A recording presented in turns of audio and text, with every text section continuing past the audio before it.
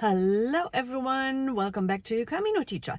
I teach foreign languages for a living and I speak Spanish fluently. In fact, I'm C2 certified, which is the highest on the European scale. And yes, I do speak Spanish. I also own a home on the Camino de Santiago in a small village called Población de Campos in northern Spain. And every single time I go back, Spain humbles me.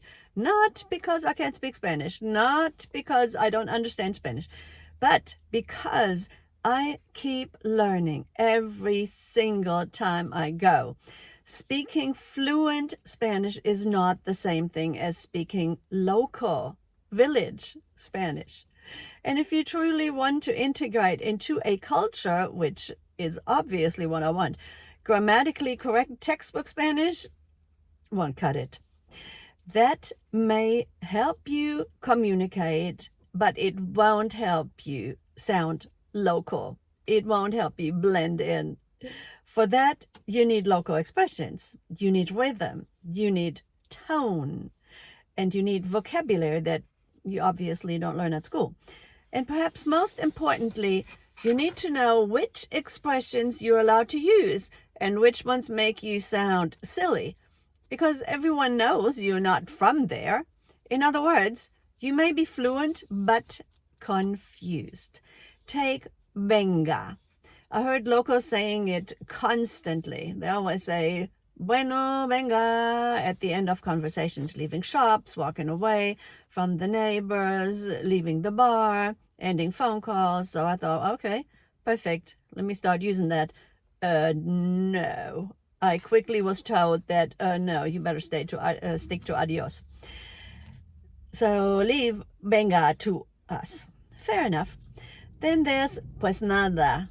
I recently learned, and this thanks to the YouTube channel Spain Speaks. So thank you so much, Stuart, and everybody on there, to help me understand that this little phrase means this conversation is over now, politely. And that discovery was actually horrifying to me because I've owned this house for 3 years now. And for 3 years, my neighbor smiled at me and said at one point during a conversation at the bakery van or whatever, pues nada. And every time I just keep right on talking. I thought she was just pausing to see what else we'll talk about. Oh, no. She was ending the conversation. Okay, for years. At this point, she probably thinks, oh, that nice American woman is lovely, but she never learns, and she never leaves. And yeah, she kind of has no clue that means, okay, I'm going back in the house now. Yeah, and then there is paying cash in Spain. So every time I go to the train station to buy my tarjeta dorada, that's like a senior pass where you get lots of discounts, they seem to use a different word for the word cash. So they insist that you pay for this tarjeta in cash. And so last year it was metálico. Another year is like something completely different. So every time I show up there, they say a different word for you have to pay with cash. It's too funny. There are apparently quite a few expressions that mean cash, but yeah.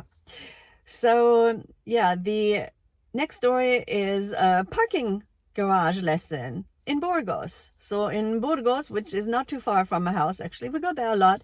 So first time there, I wasn't alone. I was there with another Spanish teacher. So 2 Spanish teachers. Between us, we had decades of teaching experience. And remember, I'm C2 certified. That's the highest you can go. And yet, okay, this is what happened. We saw this big shiny sign. It said Libre. And we thought, oh, that's great. There's free parking. What luck.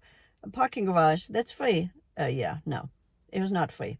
It was so not free.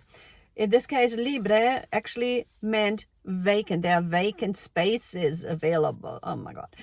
So, yeah, if it was truly free, it would have said gratis, obviously. That dawned on us later on when we had to pay. And so also, yeah, you better learn how to park in tight spots in the parking garage. So I was driving and I had my co-Spanish teacher that was with me park the car for me. I was too terrified to do it. And then there's your village bakery Spanish. So you don't go in there and say, quisiera un café con leche, por favor. No, you simply say, dame un café con leche. So personally, I would think that's kind of rude to say it like that, but that's how you say it. You are direct, you're simple, you're neutral, you just say it. And then there's this café, un café con leche de desayuno. So I picked that up one time. It's actually a big cup of coffee. It's not your regular size, it's the huge kind.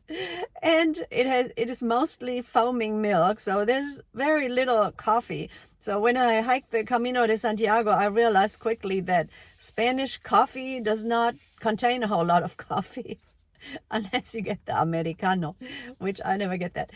Okay, so then, yeah, the coffee is barely even hot. It's actually not hot. It's like lukewarm or something. If you want the foamy milk to be hot, you have to say so. And then there's bread. So basic bread is a barra, but then you have your rustica, which is a crusty loaf, or you have a chusco, which is a small crusty loaf. It's like all kinds of different breads you can get.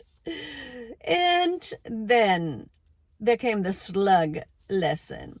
So guests staying at my house keep telling me that whenever it rains, like, or if it was the night before that it rained, snails show up in the bathtub at night. And they're rather grossed out by that every time. But me, have I ever seen one of those? No, not a single time. I thought for a while, you're just making that up.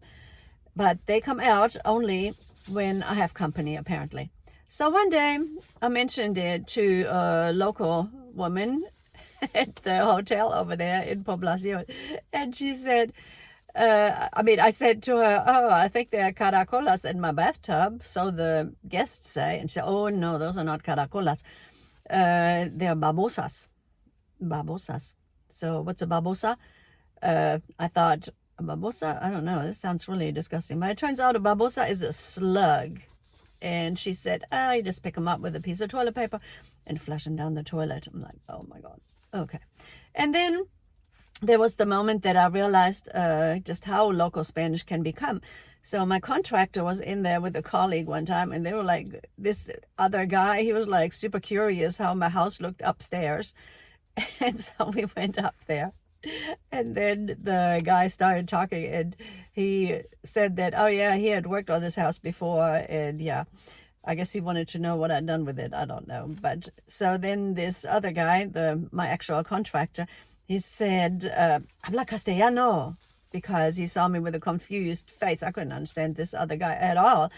And yeah, he told him, speak normal Spanish. It was too funny. And yeah, and so I realized, I may speak Spanish, and everybody compliments me on my Spanish. They're quite impressed with it, because nobody else that comes through there can speak Spanish.